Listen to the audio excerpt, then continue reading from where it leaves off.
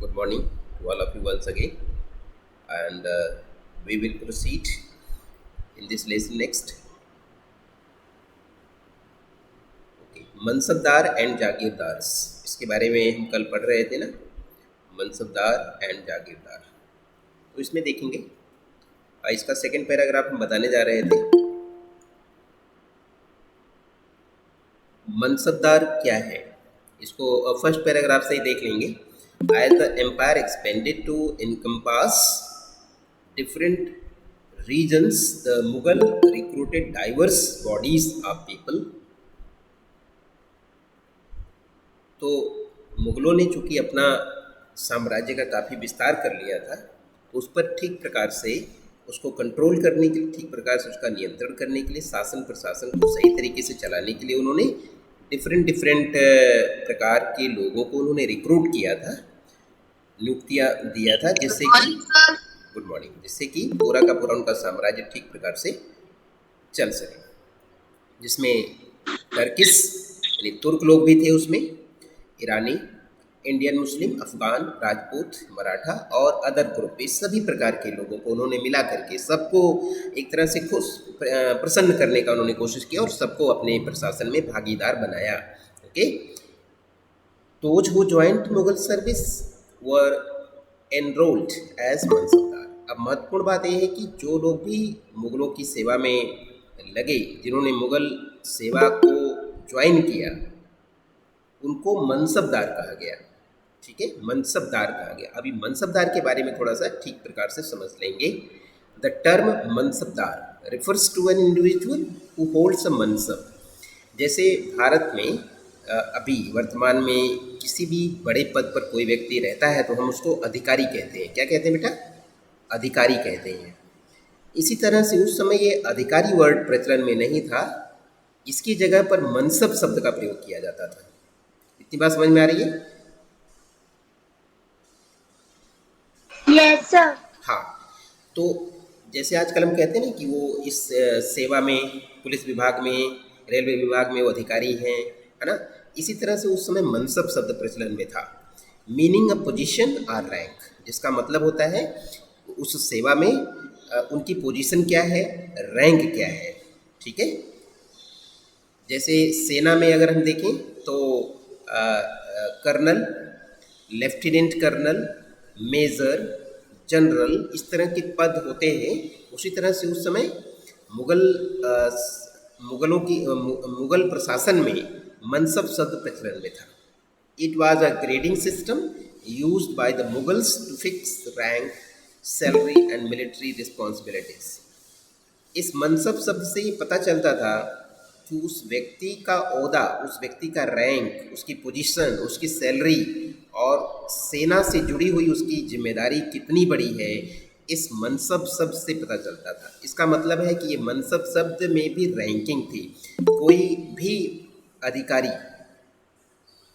कितना बड़ा मनसब है, ये उसके सेना में जो जातों की संख्या, सवारों की संख्या थी, उसके आधार पर उसको रैंक दी जाती थी कि वो कितना बड़ा मनसब है। Rank and salary were determined bye A numerical value called जात। उसके पास जातों की संख्या कितनी है, न्यूमेरिकल वैल्यू कॉल्ड जात का मतलब उसके पास जातों की संख्या कितनी। जात का मतलब यहाँ जात है, जात का मतलब जाति से नहीं है, जात। ठीक है, अब वो जात क्या है आगे यहाँ पर आप देख सकते हैं। जात रैंकिंग आपके ये राइट हैंड में आपके बुक में ये दिया हुआ है। Nobles with zat of 5000 were ranked higher than those of 1000। अगर किसी भी अधिकारी की सेना में अगर 1000 जातों की संख्या है, जात का मतलब कहीं ना कहीं जो घुड़सवारों की संख्या होती है उसके आधार पे, अगर उसके पास 5000 घुड़सवार सैनिक हैं तो निश्चित रूप से 1000 सैनिकों का जो मनसब है, जो अधिकारी है, उससे इसकी वैल्यू कहीं ज़्यादा होगी 5000 की। ठीक है, अगर हम बात करते हैं अकबर के शासन की, तो अकबर के शासन में 29 ऐसे अधिकारी थे जिनके पास जातों की संख्या 5000 थी। यानी 29 ऐसे अधिकारी थे जिनके पास 5,000 सर घुड़सवार। एक और बार जात का मतलब समझा दीजिए। जी बेटा, सर एक और बार जात का मतलब समझा दीजिए। जात का मतलब जो घुड़सवार सैनिक हैं, जो सेना की तरफ से जो युद्ध करते हैं, उनकी संख्या के आधार पे, यानी उन्हीं को हम जात कहते थे, है ना। कितने जातों की संख्या है उनकी सेना में, उसके आधार पे उस मनसब की जो रैंकिंग है वो डिटरमिन होती थी, वो निश्चित की जाती थी, कोई मनसब कितना बड़ा है। ठीक है। तो अकबर के शासन में 29 ऐसे लोग थे, ऐसे अधिकारी थे जिनके पास जातों की संख्या 5,000 प्लस थी। ठीक है। और औरंगजेब का शासन जब आया उस समय तक ये जो मनसबदार हैं इनकी संख्या बढ़ करके 79 हो गई। अब आप समझ सकते हैं कि कहाँ 29 और कहाँ 79, यानी इसमें 50 मनसबदारों की संख्या में इजाफा हुआ, उसमें बढ़ोतरी हो गई। और जितना ज़्यादा मनसबदार होंगे, जितनी बड़ी उनकी सेना होगी, उसी हिसाब से राजा को पैसे खर्च करने पड़ते थे। तो इसका मतलब ये है कि औरंगजेब के समय में मनसबदारों की संख्या ज़्यादा बढ़ गई, इसलिए हम कह सकते हैं कि औरंगजेब ने अपने मिलिट्री खर्चे को काफ़ी बढ़ा दिया था। Good morning sir. Good morning बेटा। Would this have meant good more morning sir. Expenditure. Good morning बेटा। एक्सपेंडिचर का मतलब होता है खर्च, व्यय। आजकल हम देखते हैं कि कोई भी गवर्नमेंट ये चाहती है कि सरकारी खर्चों में कमी आए। सरकारी खर्चों में अगर कमी आएगी तो उस पैसे का प्रयोग करके हम जनता की सेवा में लगा सकते हैं, जनता की भलाई के लिए हम ज़्यादा बड़े काम कर सकते हैं। तो कोई भी गवर्नमेंट चाहती है कि उसके खर्चे कम से कम रहें, जिससे कि वो ज़्यादा से ज़्यादा पब्लिक वेलफेयर में काम कर सके। तो ऐसे में अगर हम अकबर और औरंगजेब की तुलना करते हैं तो मैम सर वो अगर पब्लिक वेलफेयर में काम करेंगे तो उन्हें वोट्स भी मिलेंगे। वोट्स भी मिलेंगे, और उनका अल्टीमेट जो गोल है, किसी भी गवर्नमेंट का जो अल्टीमेट गोल होता है पब्लिक के लिए काम करना, तो उसके लिए वो लगातार विचार करती है कि हमारा जो पैसा है वो पब्लिक वेलफेयर में ज़्यादा से ज़्यादा खर्च हो। सरकारी खर्चों को बढ़ाने से ज़्यादा बेहतर है कि पब्लिक के भलाई में पैसे को खर्च किया जाए। तो यहाँ पर अगर औरंगजेब और अकबर की तुलना करें तो अकबर के समय में केवल 29 मनसबदार थे, इसका मतलब उस समय सरकारी खर्चा काफ़ी कम था। लेकिन अकबर ने अपने सरकारी खर्चे को काफ़ी ज़्यादा बढ़ा दिया था, जिसमें मनसबदारों की संख्या 79 हो गई थी। चलिए आगे यहाँ पर गुड देखते मॉर्निंग हैं। सर। गुड मॉर्निंग बेटा। Rank and salary were determined bye A numerical value called जात। द हायर द जात, हायर द जात का मतलब जितनी ज़्यादा संख्या में जातों की संख्या होगी, the more prestigious was the nobles position. और जितनी ज़्यादा संख्या घुड़सवार सैनिकों की, उतना ही ज़्यादा उस मनसबदार की वैल्यू बढ़ेगी, उसकी प्रतिष्ठा बढ़ेगी कि हाँ इनके पास इतने सारे सैनिक हैं, इतने सैनिकों को लेकर के ये युद्ध के मैदान में जाते हैं, या इतने सारे सैनिकों को इन्होंने अपने पास रखा है। ठीक है। Position and in court and the larger his salary, तो उतनी ही बड़ी उसकी जो पोजीशन थी कोर्ट में थी। कोर्ट का मतलब राजा को जो दरबार लगता था, उसमें भी उस मनसबदार की पोजीशन ज़्यादा ऊंची हो जाती थी, ज़्यादा बड़ी हो जाती थी, और उतना ही ज़्यादा उसको सैलरी दी जाती थी। सैलरी का मतलब पैसा उतना ही ज़्यादा उसके पास जाता था। ठीक है। आगे देखेंगे। The mansabdars military responsibilities required him to maintain a specific number of sawar और कैवेलरीमैन। मनसबदार की अगर हम मिलिट्री रिस्पॉन्सिबिलिटी की बात करते हैं, सेना से जुड़ी हुई जो उसकी जिम्मेदारी की अगर हम बात करते हैं, तो उसको एक निश्चित संख्या में जो सवार है या जो घुड़सवार सैनिक हैं उतनी संख्या उसको रखनी पड़ती थी। उतनी संख्या तो उसको रखनी ही पड़ेगी। जो उसको एक बार पोजीशन दे दिया गया है और जो उसको एक बार मनसबदार जितने का बना दिया गया, उतनी संख्या उसको हमेशा रखना पड़ेगा। ऐसा नहीं है कि आपको 5,000 सैनिकों का मनसबदार अगर आपको एक बार बना दिया गया तो आप ऐसा नहीं कर सकते हैं कि एक महीने बाद या एक हफ्ते बाद आप अपने सैनिकों की संख्या को 5,000 से कम करके 4,000 कर दीजिए। ऐसा आप नहीं कर सकते हैं, क्योंकि आपको जो सैलरी दी जाएगी, आपको जो पैसा दिया जाएगा केंद्र सरकार से या राजा की तरफ से, वो 5,000 सैनिकों के हिसाब से आपको दिया जाएगा, जिसमें आपको उन 5,000 सैनिकों को सब बांटना पड़ेगा। ऐसा नहीं कि 5,000 की बजाय आप 4,000 में उस सैलरी को बांट करके आप खुश हो जाइए, ऐसा आप नहीं कर सकते हैं। The mansabdar brought his cavalry man for review. और कभी कभी अगर राजा के को इच्छा होती थी कि किसी भी मनसबदार को बुला सकता था और उसके सारे सैनिकों को, जो घुड़सवार उसके सैनिक हैं, उन सबको भी वो बुला सकता था। क्या करने के लिए? रिव्यू करने के लिए, देखने के लिए कि आपने सारे सैनिकों को अपने पास रखा है या उनकी छुट्टी कर दी है। गॉट देम रजिस्टर्ड, और उनको बाकायदा उनको रजिस्टर्ड किया जाता था, उनको पंजीकृत किया जाता था, उनका नाम लिखा जाता था, उनका हुलिया लिखा जाता था, उनके बारे में पूरी जानकारी लिखी जाती थी, कौन व्यक्ति है, कौन कौन है जिसको आपने कैवेलरी मैन बनाया है, घुड़सवार सैनिक बनाया है। देयर हॉर्सेज ब्रांडेड, और उनके घोड़ों की ब्रांडिंग होती थी। अब घोड़ों की ब्रांडिंग कैसे हो सकती है? घोड़ों पर मुहर लगाई जाती थी, सील लगाई जाती थी। आप लोगों ने देखा होगा कभी कभी ये जो पशु हैं, जानवर हैं, इनको जब व्यक्ति छोड़ देता है तो इनके शरीर के पीछे वाले हिस्से पर एक गरम लोहे से इस तरह की मुहर टाइप का कुछ लगा दिया जाता है, जिससे उनकी पहचान बनी रहती है कि ये पालतू नहीं है, अब ये इनको छोड़ दिया गया है। ये पब्लिक वेलफेयर में ऐसे जानवरों को छोड़ दिया जाता है। क्या आप लोगों ने ऐसे जानवरों को देखा है? जी बेटा, ऐसे जानवरों को आपने देखा है क्या? Yes sir. हाँ, कुछ ऐसे जानवर होते हैं खास करके। No sir. हाँ यस सर, पास देखा है। हाँ, ऐसे सांड वगैरह छोड़ दिए जाते हैं ना, जिनको शरीर के पिछले हिस्से पर जो उसके पैर का हिस्सा होता है ऊपर, उनको सील लगा दी जाती है और उनको छोड़ दिया जाता है, उनको फिर कभी पाला नहीं जाता है। इसी तरह से मुगलों के ज़माने में जो घोड़े होते थे उनकी ब्रांडिंग की जाती थी, मतलब उनको एक पहचान का सील लगा दिया जाता, जिससे पता चलता था कि ये जो घोड़ा है ये इस मनसबदार का, इस अधिकारी का ये घोड़ा है, इसकी सेना का ये घोड़ा है, उसकी ब्रांडिंग की जाती थी। ठीक है। And then received money to pay as salary, और इसके बाद ही उस मनसबदार को पैसे दिए जाते थे जिससे कि अपने सैनिकों को सैलरी दे सके। आगे चलेंगे। मनसबदार काफ़ी इंपॉर्टेंट वर्ड है, इसको समझ लीजिए आप सब लोग। Mansabdar receive their salaries are revenue assignments called jagirs. अब मनसबदार को सैलरी कैसे मिलती थी?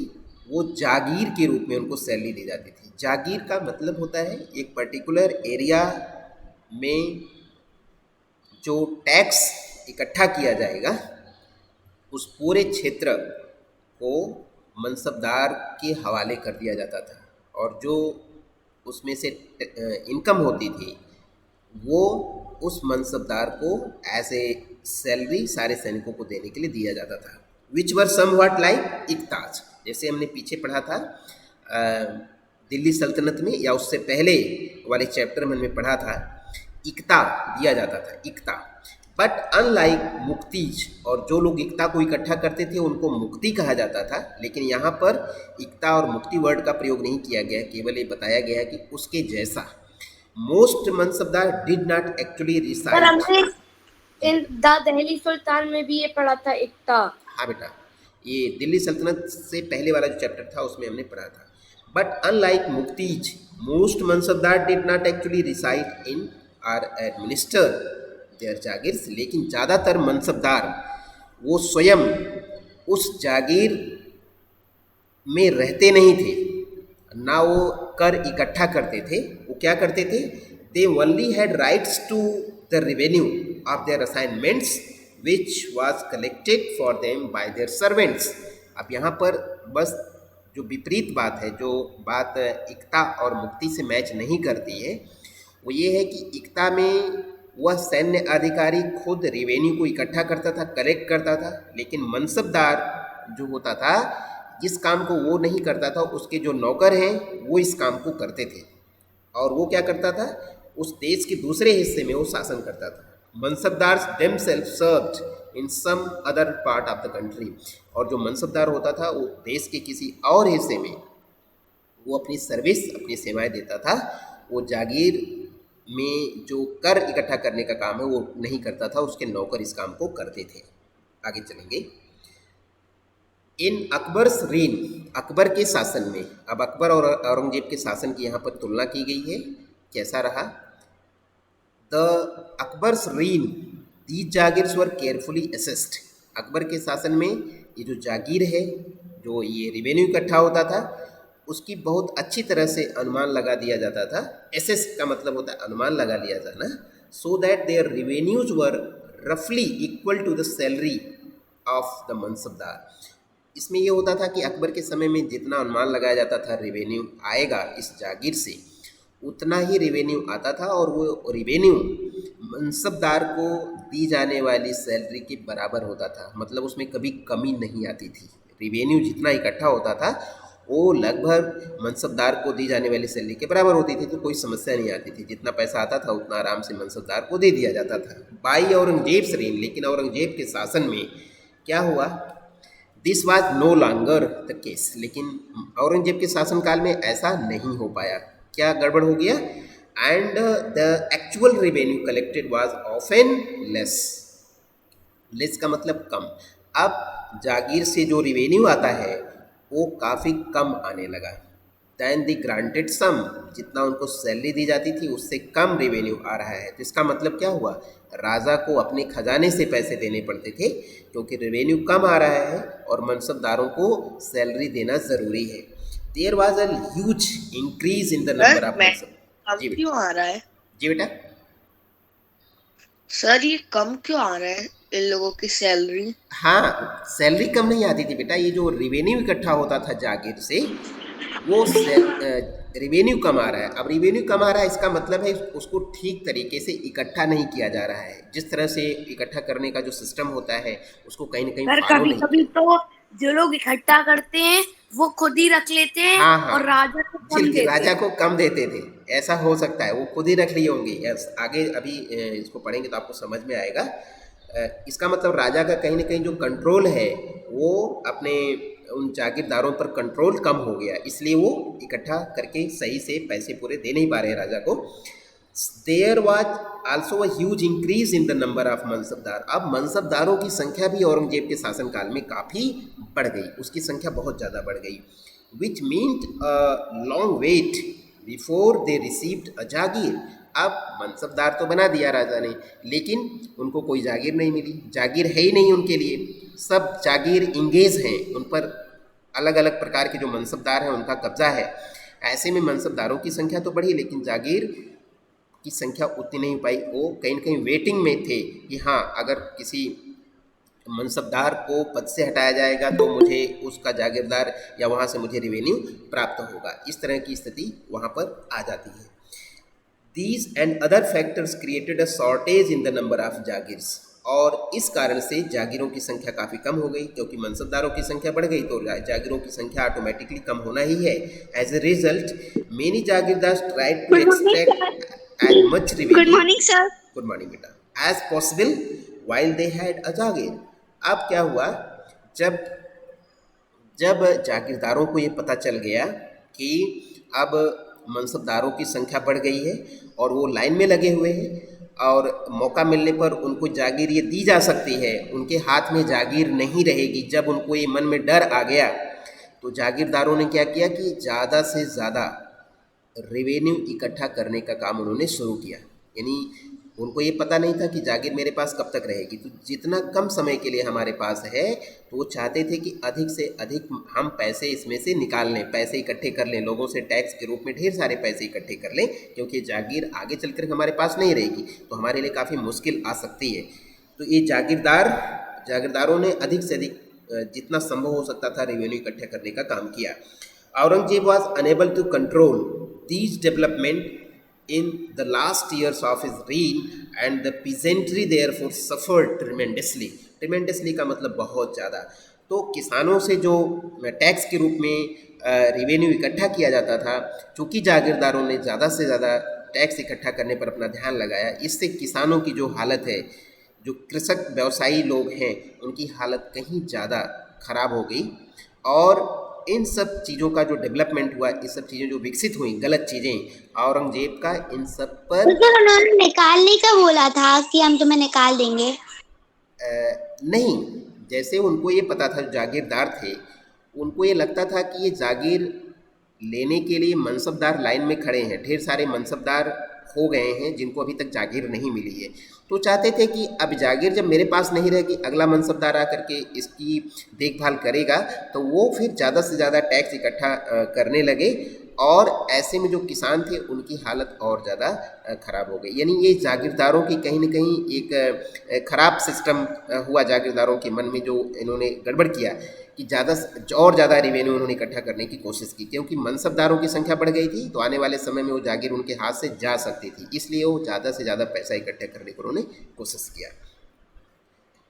ठीक है, तो ये और औरंगजेब अपने शासन के अंतिम वर्षों में सब जागीरदारों पर सही तरीके से कंट्रोल करने में सफल नहीं रहा। कहीं न कहीं वो उसका जो प्रशासनिक जो पकड़ है वो उसकी कमज़ोर हो गई थी। ठीक है, ऐसे में ये सारी चीज़ें गड़बड़ हुई।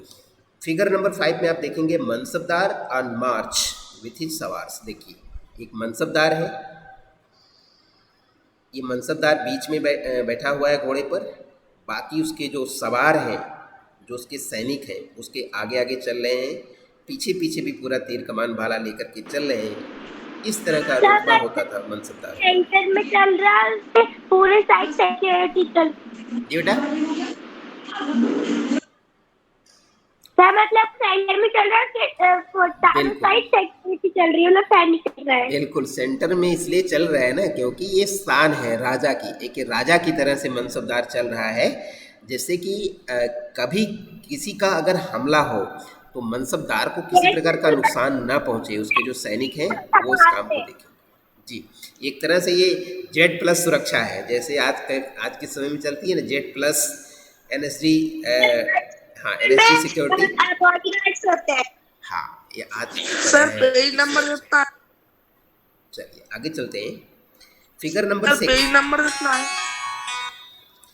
फिगर नंबर 6 को देखेंगे बेटा, अभी बता रहे हैं, एक सेकेंड रुक जाओ। सर वो जो नीचे बना है वो जी सर मैम। वो पेज नंबर अजीब सा, सर वो बताइए। मैम, हाँ मैम, गुड मॉर्निंग। मैम ये कह रहा था, ये जो जहाँ मैं बैठता हूँ, या ना 11th A में मैं बैठता हूँ, पीछे बाथरूम है ना सर। हाँ हाँ, ये सेकेंडरी वाला। तो इसमें जो सर वो नीचे इंजन कुछ है, अजीब से बना है, वो बता। उसके ऊपर यस सर, वो नीचे कुछ खिड़की पिक्चर बनी है। उसमें सर जो फोन पे बात कर रहे स्पैरो है ना, नहीं ये दे रहा। अपना घर बना रही है।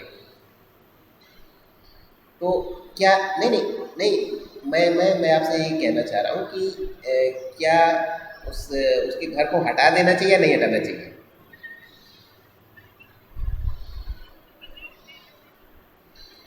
हाँ, अभी जस्ट वो शुरू की है अपना, और नीचे ढेर सारा कूड़ा सब घास के इनके नीचे गिरे हुए हैं ढेर सारे। तो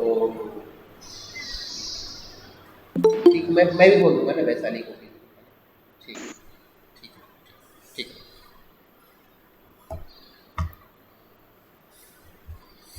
ओके बेटा, ओके सॉरी, थोड़ा सा अभी मैम ने फ़ोन कर दिया था, थोड़ा बात करना था। आगे चलेंगे, फिगर नंबर 6 में देखेंगे details from miniature from Shahjahan reigns depicting corruption in his father's administration. अब देखिए यहाँ पर ये करप्शन चल रहा है ना, किस तरह से ये जो जैसे क्या लिखा है, हाँ देखिए, ये करप्शन है, किसानों को पीट पीट करके, मार करके उनसे टैक्स लिया जा रहा है, और उनकी हालत इतनी ज़्यादा ख़राब है कि वो भूखों मर रहे हैं, उनका शरीर।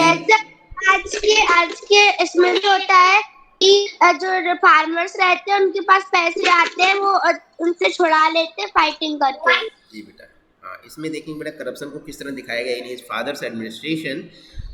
1, a corrupt officer receiving A bribe.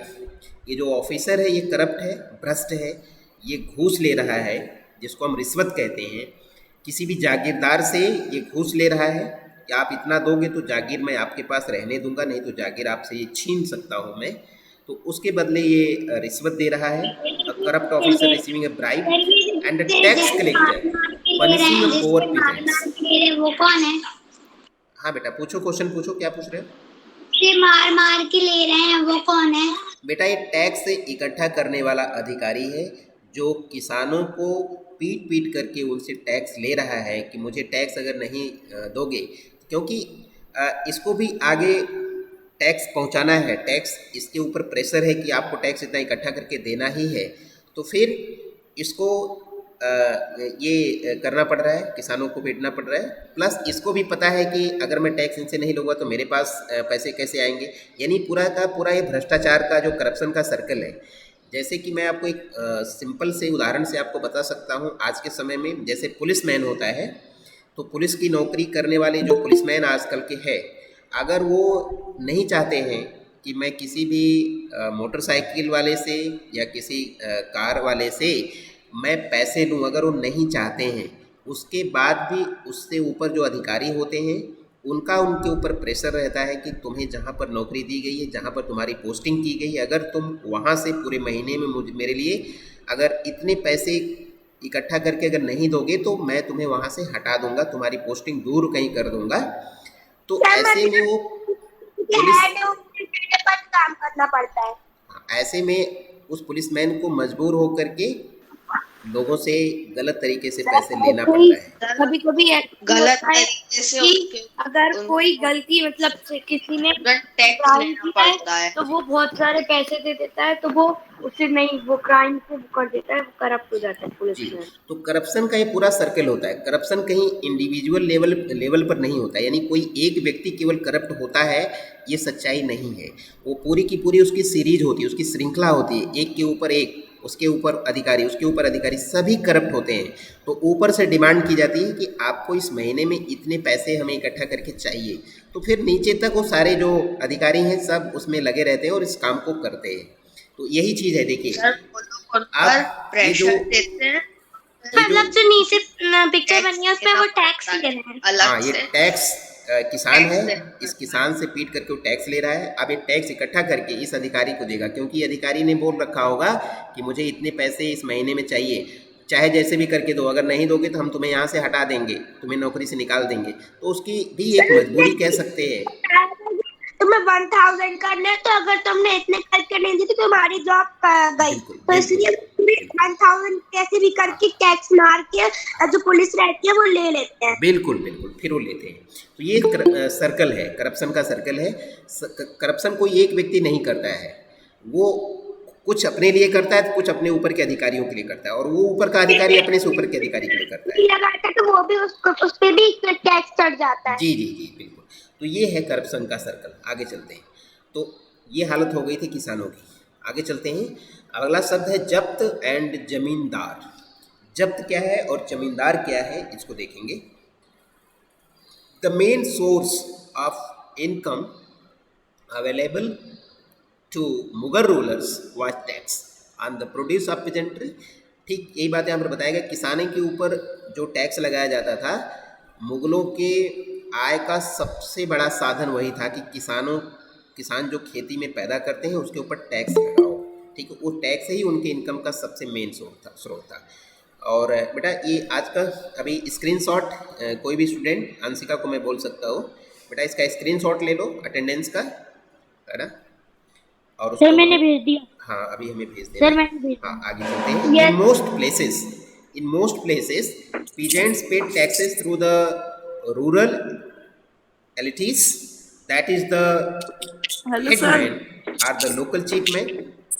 Elites का मतलब होता है जो संभ्रांत, कुलीन, धनी लोग होते हैं। कई जगहों पर ये जो किसान हैं ये अपना टैक्स किसको देते थे? उस क्षेत्र में जो संभ्रांत व्यक्ति, जो अमीर व्यक्ति है, उसको टैक्स देते थे, क्योंकि उनको मुगलों ने ये जिम्मेदारी दी रहती थी कि आपको टैक्स इकट्ठा करके मुझे देना है। That is the headman or local chieftains. चाहे वो हेडमैन हो सकता है, हेडमैन का मतलब से गांव का प्रधान होता है, ग्राम प्रधान होता है, चाहे वो व्यक्ति हो सकता है, या जो स्थानीय सामंत है। सामंत का मतलब जिसका उस क्षेत्र में काफ़ी प्रभाव है, जो काफ़ी धनी व्यक्ति है। The Mughals used one term जमींदार का हेड, तो जी। उससे किंग बोलेगा कि जाओ टैक्स लेकर आओ। जी, और इनको मुगलों ने क्या नाम दिया था? जमींदार का नाम दिया था। जो आप मान के चलिए कि जमींदारों के पास सारे ज़मीन का कंट्रोल होता था, टैक्स उनको ही इकट्ठा करके देना होता था, तो सारे ज़मीन के वही मालिक होते थे, zamindar. To describe all intermediaries, whether they were local headmen of village powerful chieftains. तो ये जो लोग होते थे इनको ही टैक्स इकट्ठा करने का काम मुगल दे देते थे। अकबर्स रेवेन्यू मिनिस्टर टोडरमल, टोडरमल नाम है जो अकबर का आय व्यय का मंत्री था। ठीक है, आय व्यय का मंत्री मतलब जो टैक्स इकट्ठा होता था उसका वो मंत्री था, उसका नाम था Todarmal. Carried out a careful survey of crop yields. Sir मैंने स्क्रीनशॉट भेज दिया। ओके बेटा, thank you thank you thank you. जो फसल पैदा की जाती थी उसका पूरा का पूरा जो टोडरमल है उसका सर्वे करता था। Prices and areas cultivated for a 10-year period, 10 वर्षों के लिए वो निश्चित कर देता था कि इस जमीन पर ये फसल उगाई जाएगी और इस पर इतने टैक्स बनेगा, जिसको किसानों को देना पड़ता था। 1570 टू 1580 इन 10 वर्षों की बात की गई है। On the basis of this data tax was fixed, और इस डेटा के बेस पर, इस आंकड़े के बेस पर टैक्स फिक्स कर दिया जाता था कि आपको इतना टैक्स 10 साल तक लगातार देना है। On each crop in cash, each province was divided into revenue circles, और पूरे प्रदेश को अलग अलग रेवेन्यू सर्किल में बांट दिया गया था। रेवेन्यू सर्किल का मतलब अपना अपना एरिया, अलग अलग एरिया बांट दिया गया था कि इस एरिया से इतना टैक्स आएगा, इस एरिया से इतना टैक्स आएगा, इस एरिया से इतना टैक्स आएगा, सबको फिक्स कर दिया गया with its own schedule of revenue rates for individual crops. यानी कि सब कुछ एकदम फिक्स कर दिया गया कि इतने क्षेत्र से इतना टैक्स आएगा, इस किसान को साल भर में इतना टैक्स देना है, सब कुछ एकदम फिक्स और फाइनल कर दिया गया। This revenue system was known as zabt, और इस रेवेन्यू सिस्टम को, इस टैक्स इकट्ठा करने का जो सिस्टम है इसको जब्त कहा गया। ये जब्त है। अब जब्त कैसे है आप समझ सकते हैं कि पूरा का पूरा जो टैक्स लेने का सिस्टम है उसको फिक्स कर दिया जाता था, जिसको हम जब्त सिस्टम कहा जाता था। It was prevalent in those areas where Mughal administrators could survey the land and keep very careful accounts. और ये जब्त का सिस्टम उन क्षेत्रों में ज़्यादा एक्टिव था, ज़्यादा अच्छे से किया गया था जहाँ पर मुग़ल जो बादशाह है जिनकी अच्छी तरह से वो देखभाल कर सकता था, मुग़ल प्रशासन अच्छी तरह से देखभाल कर सकता था।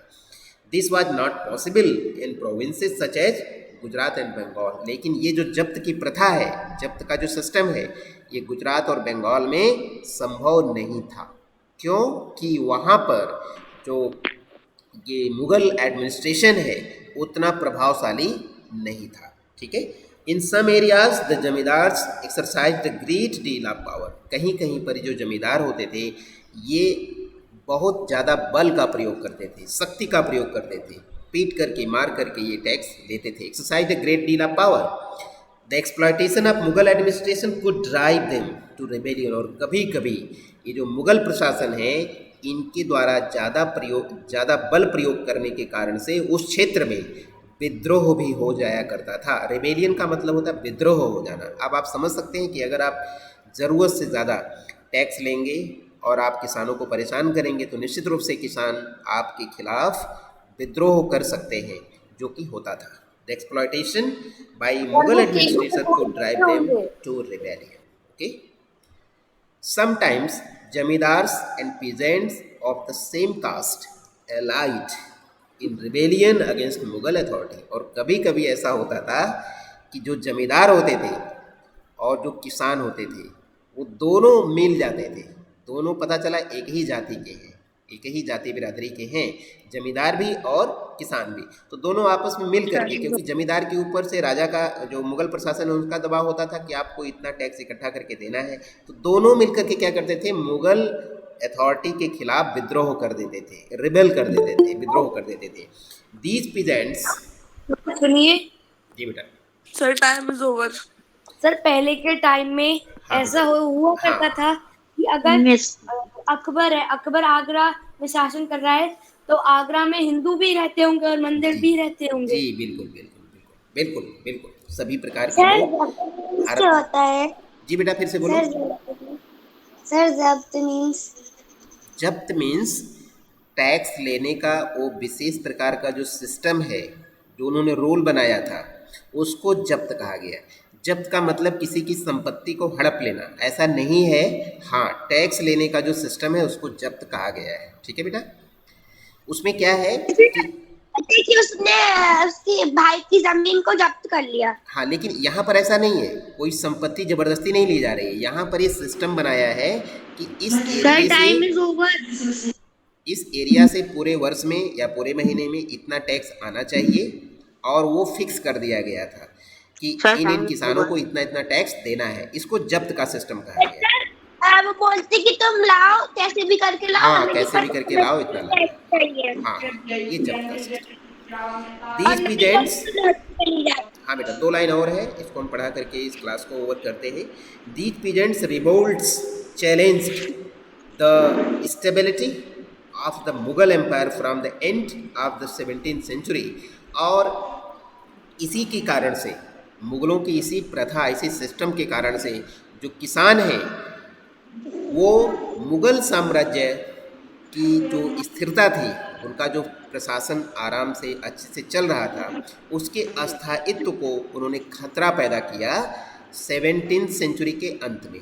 यानी 1600 के बाद का जो समय है, 1700 होने के लिए जो आखिरी वर्ष जो आ रहे थे, उस समय तक यही सिस्टम, ये जो टैक्स लेने का सिस्टम है, जो कठोर सिस्टम है, इस सिस्टम ने ही किसानों को मुगलों के खिलाफ खड़ा कर दिया, जिससे कहीं ना कहीं धीरे धीरे चल करके मुगल साम्राज्य का पतन हो गया, मुगल साम्राज्य समाप्त हो गया।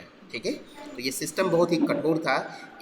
ये भी बहुत बड़ा कारण था कि मुगलों के साम्राज्य का पतन हो गया। ठीक है, तो यहाँ बस आज यहीं तक। कल हम पढ़ेंगे अकबरनामा एंड सर ये वैदिक कोली को आईने देखिए। Akbari. Sir time is over. हाँ बेटा सर, टाइम वैदिक ओवर हो कोली गया, टाइम मैं है। क्लास को रोक रहा हूँ। थैंक यू बेटा। Bye sir, for the class. Sir आपने आज स्क्रीनशॉट नहीं लिया? हाँ बेटा ले लिया ना, ले लिया, आ गया है। अटेंडेंस का आपका स्क्रीनशॉट आ चुका है मेरे पास। सर मैंने भेज ओके दिया सर। ठीक है बेटा, ओके थैंक यू। सर मैंने भेज दिया। Bye sir. थैंक यू बेटा, thank you. Bye sir, thank you for the class. Bye Thank you, बेटा। Class. Bye sir. Bye sir. Bye sir.